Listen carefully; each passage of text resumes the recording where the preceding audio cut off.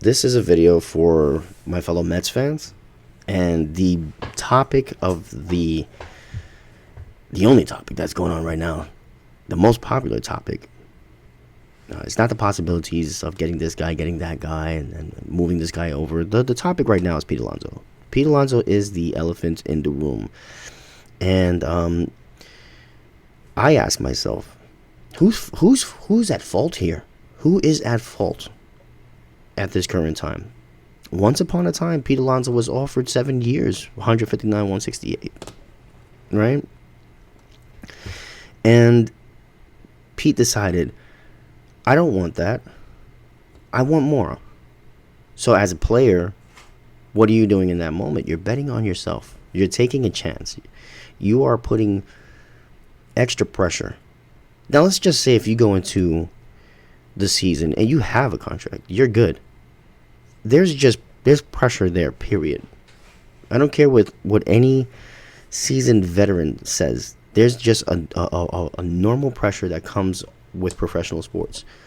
Now for you to then the next pressure is, where are you playing? Are you playing in a big market? Are you playing in a small market where it's like, nobody gives a damn, who cares? Are you playing for the Marlins? Are you playing for the Pirates? Are you playing for like, can't say Diamondbacks, like the A's? Are you playing for a smaller market where it's like you don't have that pressure, right? So Pete has underperformed.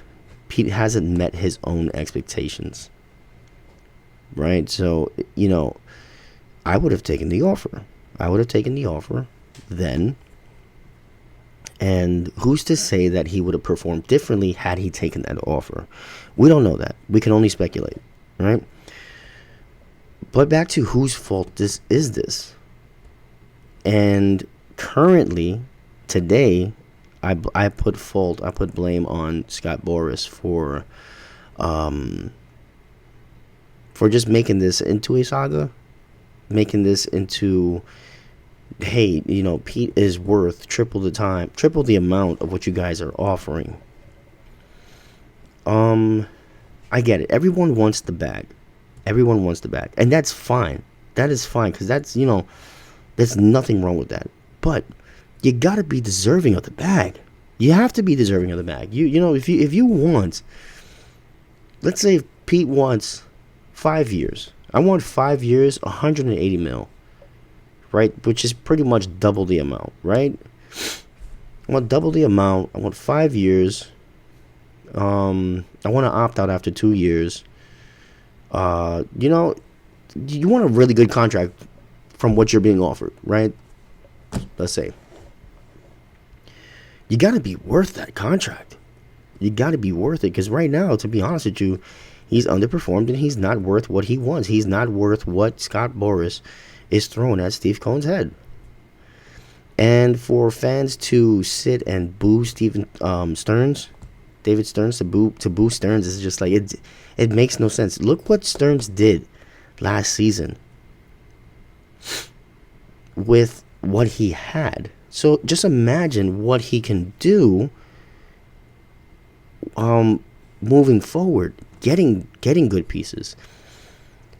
Stearns is reminding me of the Knicks. The Knicks front office have made bold moves since Jalen Brunson, and they've all been spot on moves. They've all been like, wow, that was a really good move. And gotta be patient. And for where the Mets were last year, from where they started, to be 2 games away from the World Series, that is a hell of an accomplishment. Okay, the Mets had a beautiful season. Even with Pete Alonso struggling, they had a beautiful season. Now, I'm not saying that, well, the Mets could have they can repeat that if they just give Pete Alonso what he wants, and he can struggle again and the Mets will be okay. Can't say that, because there's a big fish out there, and that big fish is Vladdy. I can't even say that the thought process is, screw Pete, screw what he wants. We're going to move Mark Vientos over. He's going to spot fill first base. Third base is going to be tossed up between Beatty, Acuna, and Mauricio. Mauricio's not going to come back till later on in the season because he's still recovering from his torn ACL. And then we're going to go for Vladimir Guerrero. So, Pete, you can walk. The Mets are not doing that. Now, has that thought probably crossed their mind? I think so. I think it probably has. But Steve Cohen wants Pete Alonso back. Just doesn't like the optics. Just doesn't like what's being offered. Just doesn't like what's on the table. I'm sorry. And for him to, my praise goes out to him. Not only for being a great owner, and not only for being like, dude, this guy's like one of the guys. That must be a great feeling in the clubhouse to have an owner like that.